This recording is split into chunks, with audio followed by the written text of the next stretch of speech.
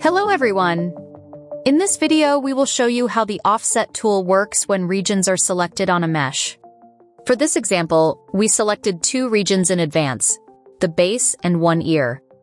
With both regions selected, we go to the Mesh Edit tab and click the Offset button. This opens a dedicated panel. Note that the panel looks different and provides different options when no regions are selected. In our case, 2 offset modes are available. First, we will try partial offset, which moves the selected regions outward. The most important setting here is value, which defines the displacement from the original surface in millimeters. We will set it to 2.5 millimeters to make the changes clearly visible. Next, choose the required resolution. The standard, high, and ultra presets provide progressively higher levels of detail. A higher resolution produces a more accurate result, but requires more processing time and memory.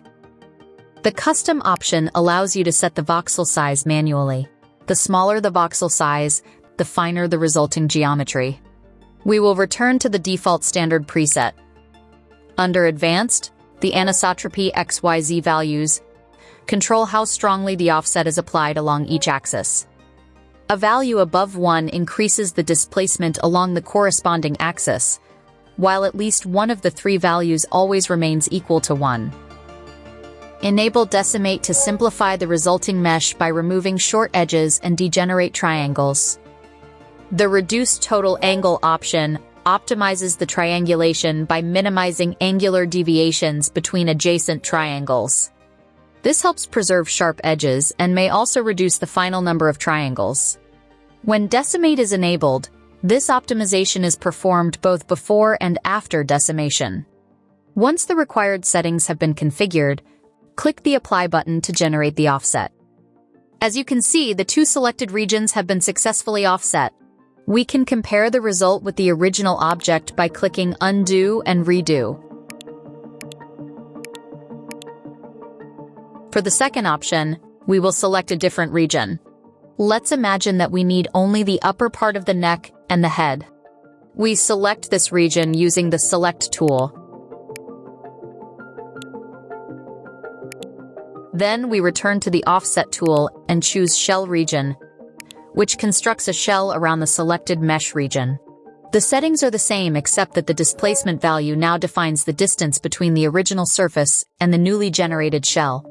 Since 2.5 millimeters would be excessive in this case, we will set the value field to 0.5 millimeters and click the Apply button. As you can see, the rest of the original object has been removed. Only the selected region and the newly generated shell remain as a single object. To examine the result, we go to the Section tool under the same Mesh Edit tab, draw a section plane, and enable Clip Objects. We can then zoom in and see the gap between the original surface and the shell. As the final step, we activate the Z-plane and cut the object with Fill Section enabled.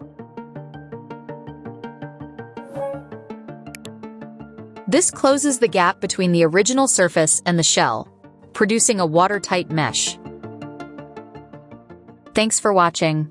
Please like the video and subscribe so that you do not miss any of our upcoming guides.